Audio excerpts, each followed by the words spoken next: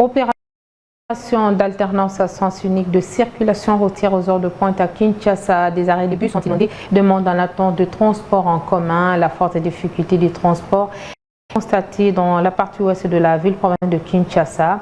Dans cette phase expérimentale, une autre conséquence engendrée, c'est l'augmentation de prix de certaines courses selon les usagers. Détail dans ce grand format de ce journal. Soirée du lundi 28 octobre, les arrêts de bus refusent du monde.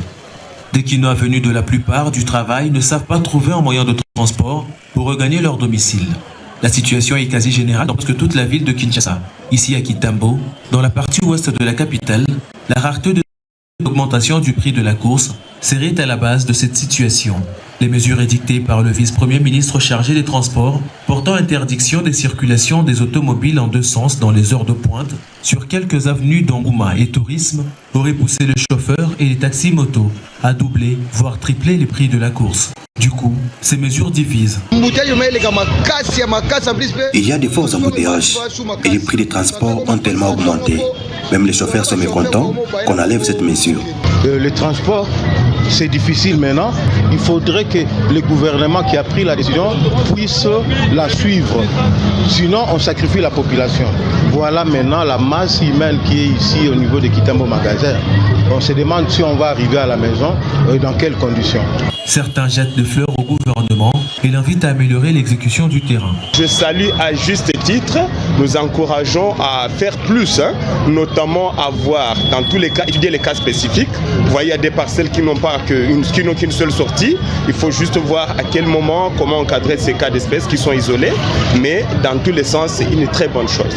D'autres, par contre, estiment que ces mesures ont été prises à la hâte, sans aménagement préalable de routes secondaires. Ça nécessite des routes secondaires qui sont importantes pour permettre aux piétons de faire les contours face aux routes barricadées. Dans le district de la sur le boulevard Lumumba, ces mesures freinent davantage la circulation, favorisant la fluidité d'un côté et débouchant de l'autre. Ces mesures ne sont pas bonnes. Les embouteillages se sont multipliés. Il y a des circulations de ce côté et de l'autre côté c'est bloqué. Et si de ce côté-là on veut descendre quelqu'un à partir du quartier 1 ou à Kimbuta, comment pourra-t-on procéder? Ces mesures prises ne sont pas bonnes. Je le dis parce que les voitures qui partaient à Kimanseke permettaient à ceux qui venaient de tourner à partir de l'Apocalypse et quartier 1. Présentement, il faut cheminer jusqu'à l'abattoir.